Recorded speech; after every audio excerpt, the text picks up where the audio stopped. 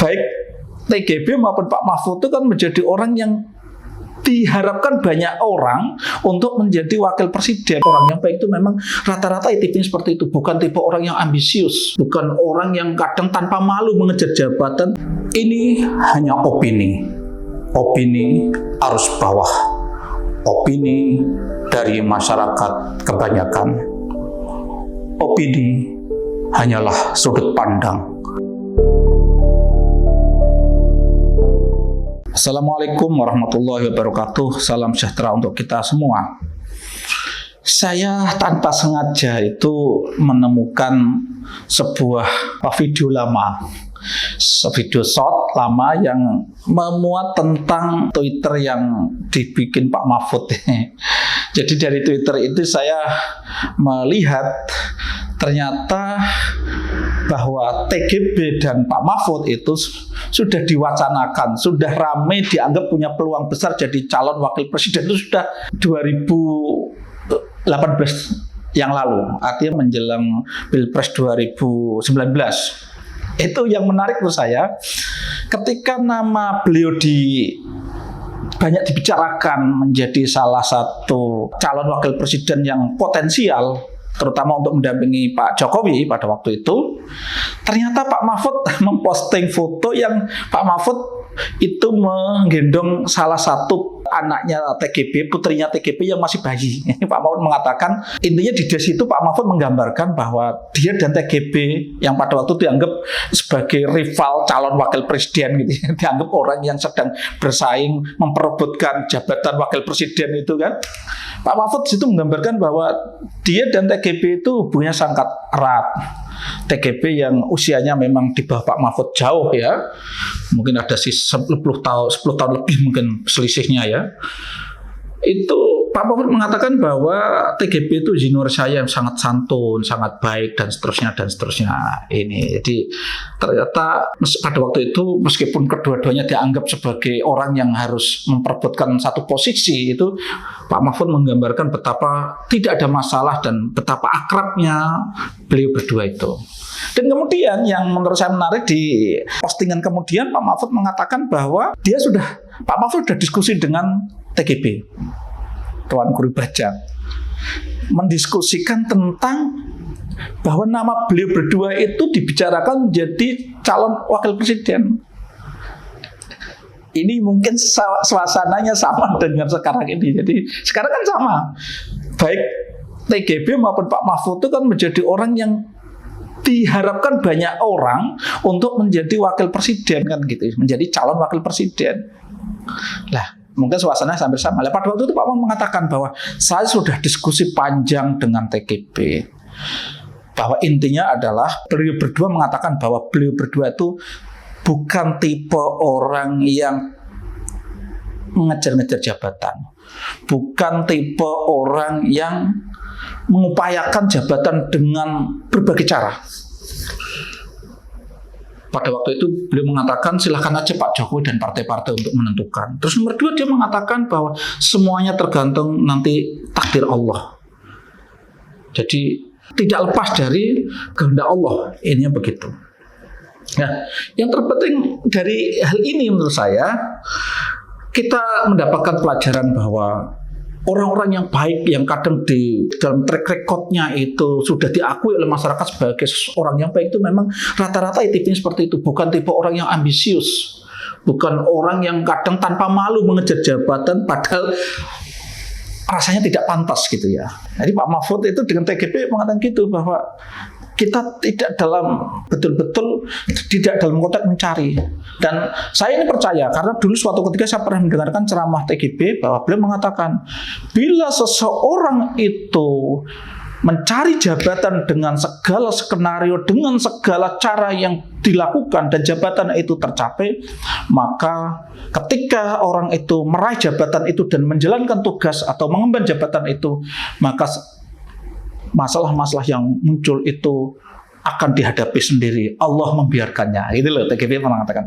Sebaliknya kalau orang itu tidak ambisi sebuah jabatan, tidak merekayasa supaya mendapatkan jabatan, dan ternyata jabatan itu datang dan jabatan itu terima sebagai amanah,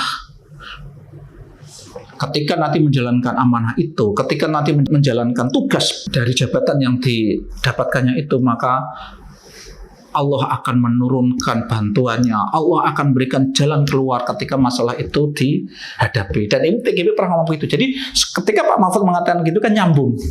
Dan saya memang sampai sekarang itu menyaksikan bahwa Pak Mahfud itu memang bukan tipe seperti itu. Kemarin saya mendengarkan Pak Mahfud dalam sebuah podcast ketika ditanya itu oleh Karni Ilyas, Pak Mahfud mengatakan saya mengalir saja seperti air. Apalagi kata Pak Mahfud, beliau di Jakarta dan arti sudah menjalankan tugas negara itu sudah 23 tahun. Sehingga Opomoto harus berhenti tahun ini, harus berhenti periode ini, nggak masalah.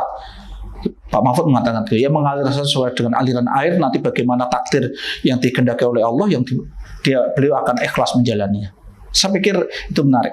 Tapi intinya begini, kalau kita melihat berbagai persoalan yang ada di negara ini, salah satunya adalah persoalan tentang pelanggaran-pelanggaran hukum, khususnya korupsi.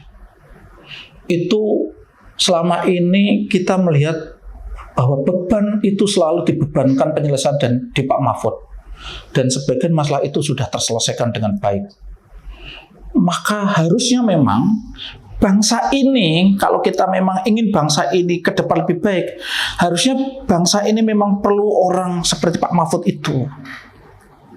Jika para politisi, jika para elit politik itu seakan-akan nggak butuh dengan Pak Mahfud, itu menurut saya juga sangat tidak masuk akal.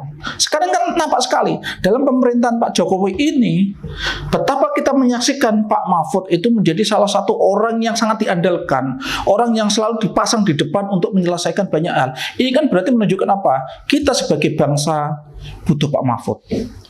Cuma persoalannya ini kan aneh, ketika kita sekarang sedang mencari pemimpin, ketika kita sedang katanya ingin mencari pemimpin yang akan membawa kebaikan ke depan, tapi seakan-akan beberapa orang yang punya wewenang untuk mengambil keputusan itu seakan-akan nggak butuh orang yang sudah terbukti kita butuhkan. Itu kan aneh.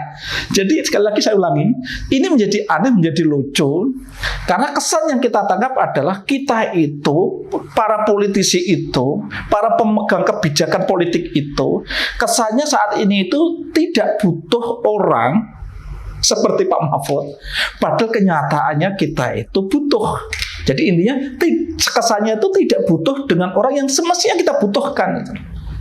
Coba sekarang kita secara jujur menilailah.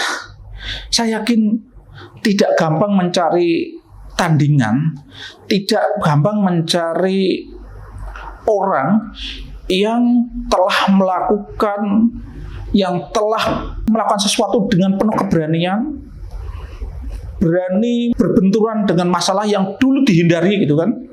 Itu saya yakin tidak, ya mungkin ada, saya yakin ada, tapi mungkin tidak gampang kita mencari orang yang seperti Pak Mahfud. Sehingga kalau saya berkali-kali mengulangi, kalau beberapa orang yang selama ini bicara hati nurani seperti Butet, dan saya juga pernah melihat termasuk Helmi Yahya gitu kan, termasuk Karni Ilyas, itu orang-orang yang selama ini saya anggap cukup relatif jujur ketika bicara menyampaikan sesuatu, itu mereka rata-rata berharap banyak dari Pak Mahfud, bahwa Pak Mahfud ke depan harus menjadi orang yang punya kekuasaan, orang yang diberi kewenangan untuk mengatur negara ini agar lebih baik. Cuma lagi-lagi ya memang kita masih gambling betul, karena pengalaman 2019 itu menjadi pengalaman yang sangat membuat kita trauma.